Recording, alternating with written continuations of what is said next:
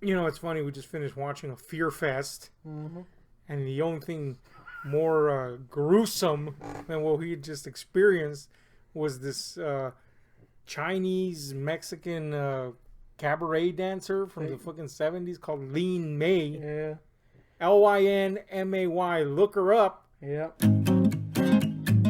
Yeah, because you know this thing is more thing is more terrifying than any fucking horror movie ever Really. conjured up. Her head alone. Her head is the size of a tanker, Yeah. somehow 10 times bigger than her body. This is what monstrosities can be you know Famous. elicited from plastic surgery gone awry. But Mexico loves that shit. For some reason she's still popular. She's still beloved. Look, and we're all about body positivity and shit. Whatever. Give a fuck what you look like. That's our positivity. I don't give a fuck what you look like. But Lean May. Lean May is the exception to the rule. She fucking sucks.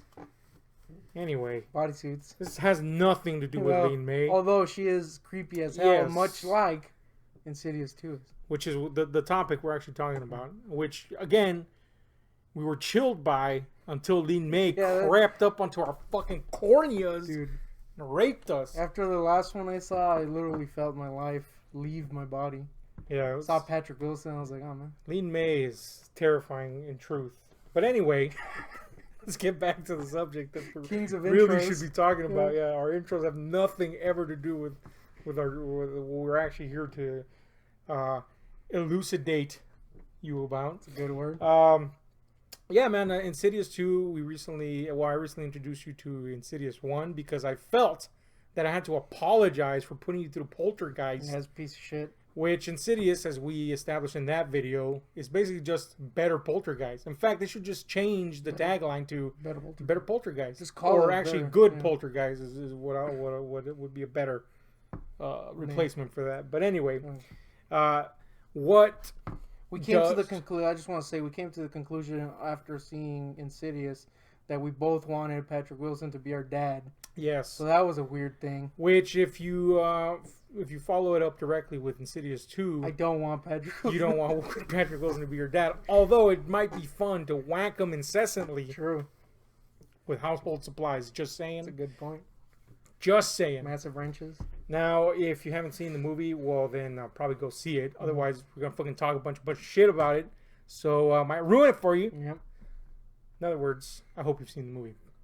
When we last left off our characters from part 1, they had defeated the bad guy, so to speak. But our main character, our pops, Patrick Wilson, Josh Lambert in the movie, Daddy. attacked the lovable Lynn Shay, at least in the movie, Granny. and killed her, basically. Which is a shame, right? Yeah. Because I don't know about you, but I Pretty love rad. her I would character. hang out with her. Yeah, man, it seemed that he was the victim of some puppeteering ghoul from beyond, or as the movie would have it, the further. But things are not exactly as they seemed, as this movie lets us know that, yes, there's much more behind the veil. The bride's veil, that is. Oh, shit. Mainly a dong. Look, man, I'm going to just put it to you this way. This is one of the strongest sequels to a series. Like I've said in the previous video about Insidious, this is just a consistently good series, period.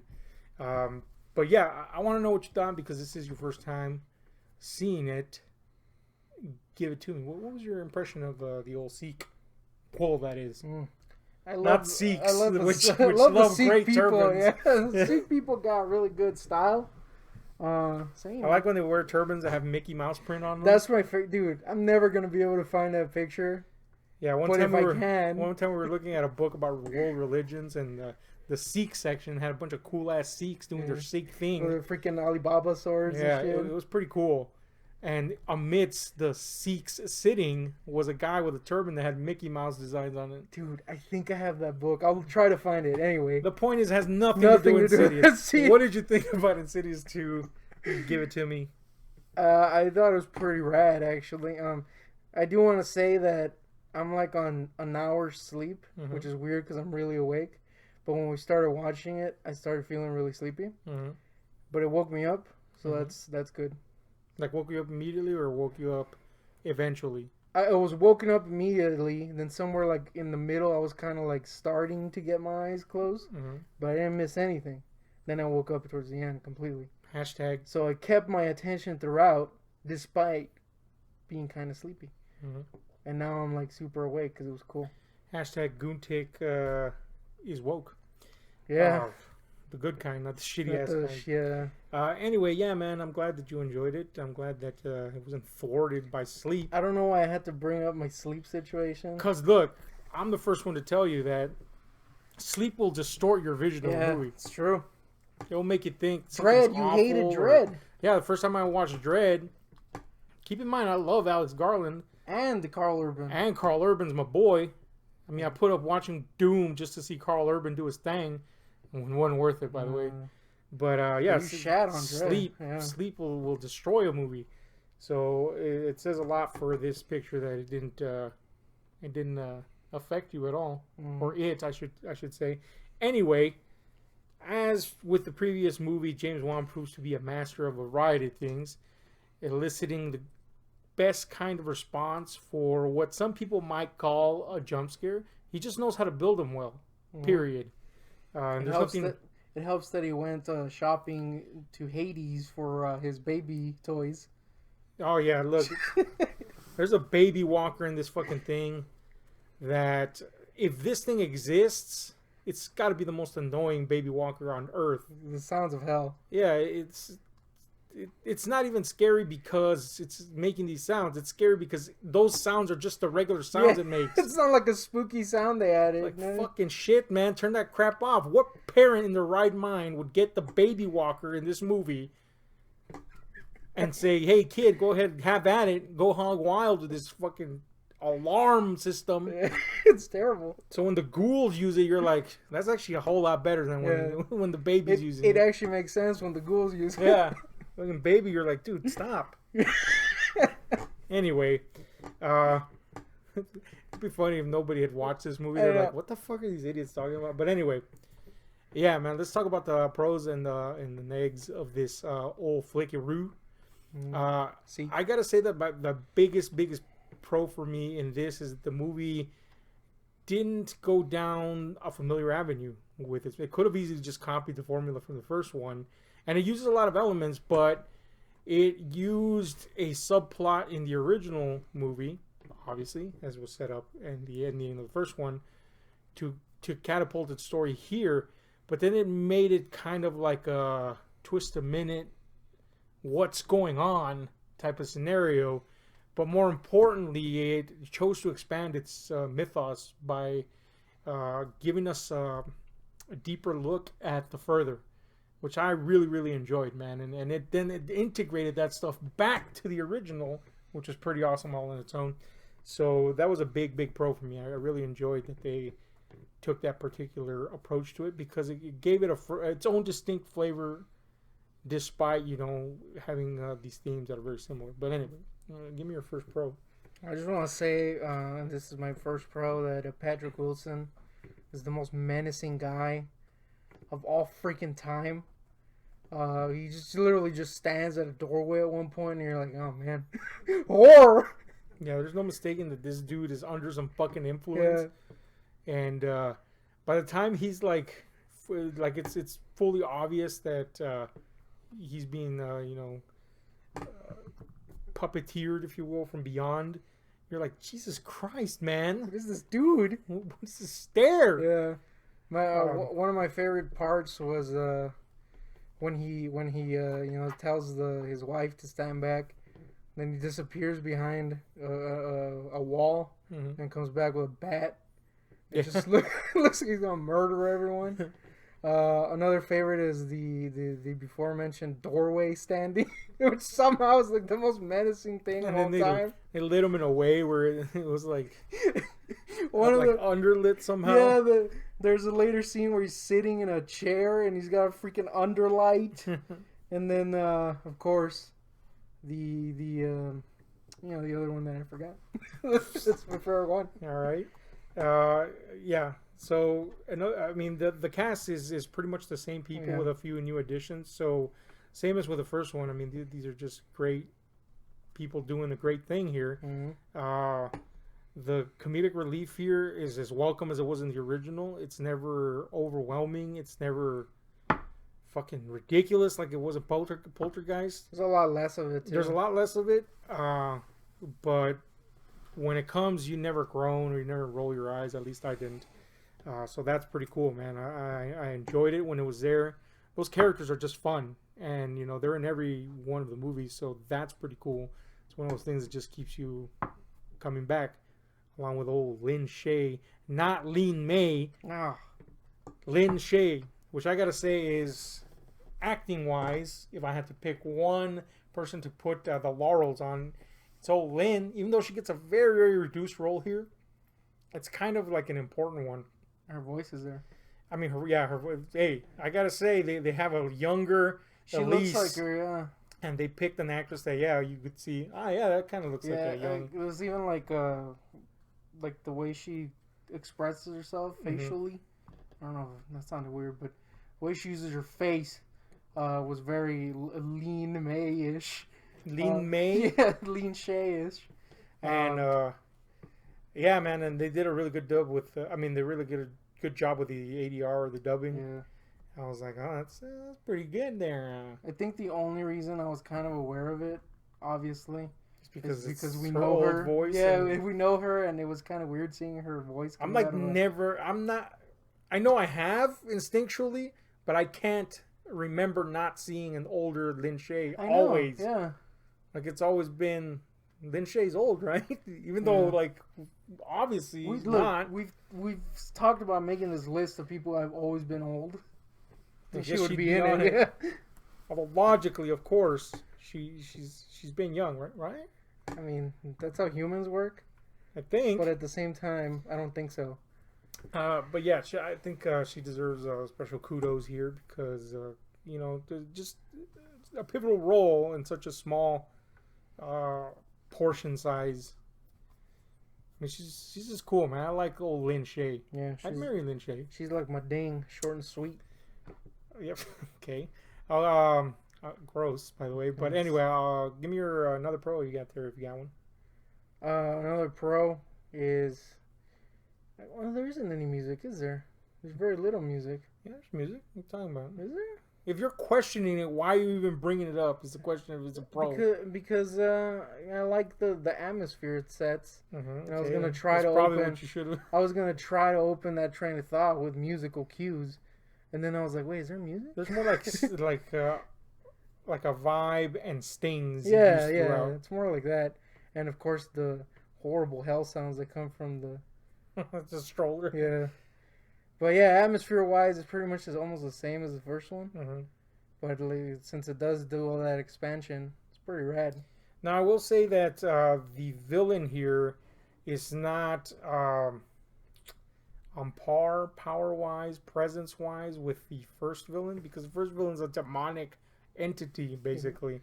Whereas this is just an evil human being who, you know, by himself is, even though that being is puppeteering someone on Earth, himself is being used by another being. But I like that there's a consistency in the idea that these extremely evil beings or people have like their own domains in the further. That's a pretty cool concept, and I really, really enjoyed how they visualize that, the red doors and all that stuff. I do prefer how they do it with the more powerful entities, something that I really love in the fourth entry in this series as we return to something like that. But it's incredibly well done and effective here, with considering it's just basically an evil human spirit. Yeah, I was gonna say there's a slight kind of want a demon guy back, but I didn't really feel it. But it is something you notice, it's a ghoul. Yeah, but I will say it's quite an achievement that it doesn't make you go, eh. Yeah, it doesn't make you dismiss the movie because it is a less powerful entity. It's really this movie feels like Halloween 2 for the original Halloween. Like, it's just an expansion of the plot that's already happening. So the fact that you get a less powerful villain per se, quote unquote, it doesn't matter because that's not the thrust of the story. The thrust of the story is Patrick Wilson's character and how this is all affecting him. Yes, with the mystery of this being unveiled. Yeah, I think the fact that they added more stakes in the real world Yes. kind of evened things out a little, you know? Mm-hmm. I mean, the stakes were high in the first one, but it was more immediate, I guess, with Patrick Wilson clearly being insane with his evil demon grin. Now, going hand in hand with the whole expansion of the mythos and the idea of the further, and then tying that into what you just said, they created a real distinction with the rules of this universe in this particular movie, which we already had a lot of a good idea of how things function. This one goes a step further by showing you how the further works in conjunction with the current. It gives the further like a timelessness, Yeah. which kind of is even more eerie than I was just a simple idea of the beyond or a place between worlds. I wanna go off the normal track just to do a minor con. Okay. I was slightly confused what was going on at first, but then it ultimately makes perfect sense and it was actually pretty damn rad. So it's not a con; it's actually a pro. Yeah, the movie is very intentionally structured that way to make, because the way the original one ended, it gave you a clear idea of where they were going. But then it becomes obvious as the movie progresses that that's not exactly what's happening here. But then, yeah, the movie makes it obvious that this is a mystery to be solved. And that's really what keeps you hanging on as the things compound. Which is, again, just accolades to them. They could have gone by the numbers and just picked up with the obvious storyline. They didn't abandon that obvious storyline. They just added to it and did something a lot more full of twists that still maintained the tension necessary for a horror movie of this kind, of this ilk, a haunting style horror movie. So kudos on that. There was a point when old Pat Dubs and Oldie Magoo, who I don't remember the name of, the guy. When Oldie Magoo is his actual name. When they're exploring, at first I was kind of like, am I missing something? Did I miss something? Like, what's going on? Because it kind of goes really fast once they're in there. But then it explains stuff, and I was like, oh, okay. I was meant to feel that way. So that was fine. Yeah. Okay. So that's a pro. Ultimately. Yeah, okay. Yeah, figured as much. But anyway. Another pro for me is the visuals in this movie. Again, it's something that's been pre-established in Insidious. Only we see more of it here. And, it's something that, in part 4, they do as well. They just give you more and more of this world beyond. Which is why I previously said that part 3 is probably the lesser of the movies. It feels a lot more mundane. It feels a lot more restrained, and not necessarily in that great way restrained. But this one manages to keep the visuals fresh despite it being someplace where we've been before. So that's pretty cool. And I like the fact still that these ghosts these entities have like a physical quality to them, which is very unusual in movies like this. Usually we get the old, I don't know, kind of like fucking foggy haints, if you will, the see-throughs. That's the sequel, by the way. Foggy Haints. Yeah, Foggy Haints, starring Foggy Nelson. Yeah. It's going to be super lame. But yeah, the idea that these ghosts have like a physical feeling to them is pretty cool, pretty unique of its own, and lends to a different kind of eerie. I think it's honestly a lot more eerie. Like if you saw something more palpable in front of you that's inexplicable, I think it'd be a lot more eerie than something, kind of ephemeral and, I don't know, ethereal. Like, this fucking ghost. It's a sphere. It's a wisp. It's a sponge. Versus, dude, the guy just fucking walked from one room to another. I saw it. It's a dude. Kind of creepy. So I like that, man. I like the visual language of this movie. Yeah. It's pretty cool. I dig. Another pro if you got one. I just want to say that I'm not a big fan of ghosts. Ghosts? In general, in horror, I think ghosts are probably my least favorite villain. But I guess they're ghosts, right? I mean, they're not really ghosts. Yeah, they're ghosts. Anyway, this movie makes me like ghosts, so that's cool. That's a pro. I thought that myself. I think that's a like an argument. A lot of like I was talking to a friend, and she's like, "Yeah, I don't really like ghost movies." I never But said then ghost movies. I said ghost haunting, villains. that type of stuff. Yeah. But then talking to her, I was like, "You like a lot more ghost haunting style movies than you think." And she was like, "Yeah, I guess I do." It's just I think people feel kind of like either an obligation or a need to not fear something so tentative, So a movie about it seems kind of silly, Like our friend Senor Spielbergo has like an aversion to this type of movie for some reason, and it's almost like that. It's almost like this type of movie is taps into something in our subconscious that we distinctly fear. The idea that we might see something that we can't explain, which happens quite often. A lot of people talk about ghosts. So I think, I mean, it's nothing to do really with what you said, other than to say that maybe people are just kind of like wary of ghost movies more than they realize. So they kind of laugh them off or call them silly. Because, historically, horror has kind of been that way, We often laugh off the stuff that really touches a nerve or something like that. And I remember reading reviews of this and the first movie where people were like, this is a movie I feel ashamed of being, spooked by. Like, I shouldn't have been scared by this or whatever, It elicits a response, in other words, for a reason. I do want to say that I think my response to these movies is different than that. Mm-hmm. Because I don't feel spooked by them in any way. No, but there's a palpable atmosphere. Yeah. And the idea presented by the movie would be scary in real life. It's more cool, Right, right. Like, we were talking very highly about its scare factor. Mm-hmm. And I was kind of like, I mean, it's not really scary. It's cool, though. Like, just what it's doing with the world it's building and the way it's presenting stuff. And I can kind of see someone who isn't the cynical, jaded piece of shit being scared by it, But it's just freaking cool.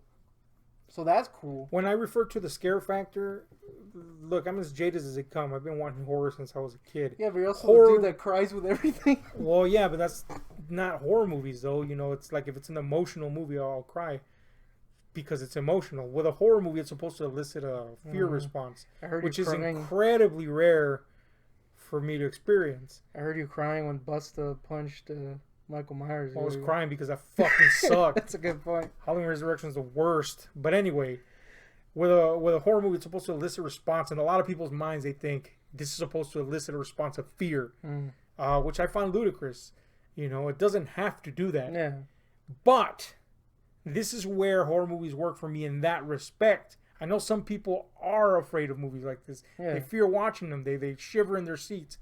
I, like you, think this is just cool.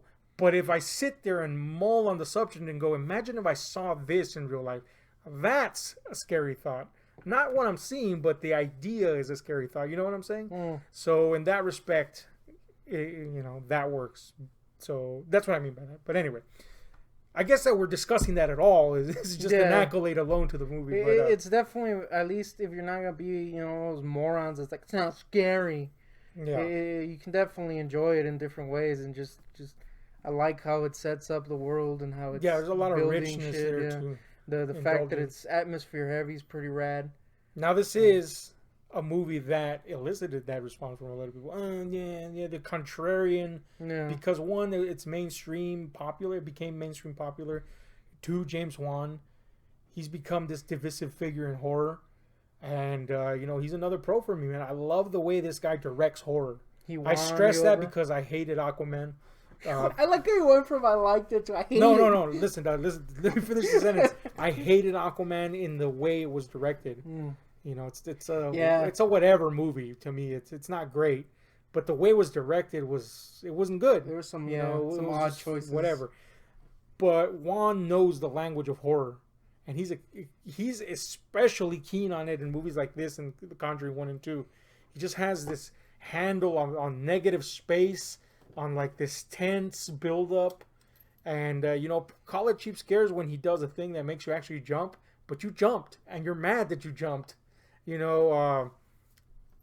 what can I say? That's on you. The point is, he's really good at it. He just knows how to frame things and make them look unique in very Wan-like way. He has a style that you can say that's a James Wan movie, and so that's cool. And I love the cinematography in this, which he collaborates a lot with John R. Leonetti, which infamously directed Mortal Kombat Annihilation. And had a terrible idea for a movie. Was he the guy that had that idea of that horrible extras movie? I was actually in cahoots with, shall we say, an associate, for lack of better words, not to out the guy, of John R. Leonetti, and let's just say he didn't have some good ideas. Yeah. But he can shoot he can set up some nice lighting, some nice shots. And so that's pretty cool, man. But anyway, we've blown this movie enough, I think. What are some negatives if you have any? If you have any, I'm sorry. Gov any? That's what I said. I can't think of any right now. Oh, I want to throw a quick mini pro real quick. Mm-hmm. I would totally hit up Bang, the scary mom character. Okay. She was kind of hot. Yeah, I agree. I was like, damn, I'm going to be haunted by that. I wouldn't, by the way. It'd be horrifying. Just to add to your mini pro, I felt we kind of undersold it, but the villains are pretty cool in this. Yeah, it's a villains in conjunction. It's an interesting idea. Yeah, and then they unveil this in due time, so you're not like, oh, okay, I got this from the beginning, so this is lame. Which I felt was critical with this movie, considering again they're basically just spirits of people. So yeah, that's cool. But anyway, if I had to have a con, is that I wanted some more Lynn fucking Shay in this bitch. Yes, yeah. She's cool, but we get more Lynn Shay in the other movies, so I guess I'll be okay with it. Get my little Shay on. Yeah. Sashay. Oh, I got a con. That was horrible, by the way. I got a con. This series has given me a dad, and then in this movie they took him away. And now I'm sad. Yeah, but he gave him back to you at the end. Yeah, but now I can't trust him, dude. He was going to kill me. Yeah. So, man, the demise, though, they were dead. And once I saw him with that knife, I like how I'm in the movie now, by the way. Once I saw him with that knife behind his back and that evil grin, it's different, dude. Patrick Wilson's not my dad no more. Craig T. Nelson can be my dad, but only if he's not in Poltergeist. Craig T. Nelson is like a bizarre, ultra-conservative freak. Never mind. Maybe not. In Poltergeist. He was the good thing in Poltergeist, so I will say that. Anyway, that was a weird tangent I went on. Anyway, yeah, I mean, I really don't have any cons for this movie, man. It's pretty fucking awesome. And that's it. I mean, I like to immerse myself in the worlds that these movies create. And no movie's perfect. But if a movie can sweep you away and make you forget whatever imperfections there are, then fuck. There's nothing glaring in it that makes me go, I want to criticize that. I'll put it that way. So yeah, aside from give me some more Lynn Shay, I could even use some more of Specs and what's his face, the little team she has there, which again we get more of in the other movies. So fuck it, I guess they covered that ground.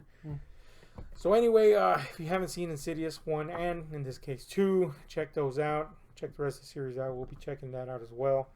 In the meantime, tell us what you think. Hit like, share, subscribe, and those notification buttons. And, would you bone that ghost? Answer, yes. Would you bone Lin May, though? No. Lin Shay, yes. Lin May, no. Hot hang? No, Lin May is not. No, Lin Shay. Oh, Lin Shay, I won't say she's hot. She's cool, though. She's cool. I want a Lin Shay figure. I don't know. Figure. Yeah, I guess. That'd be rad. Anyway. This is a fucking conversation we went down. Anyway. We're out, folks.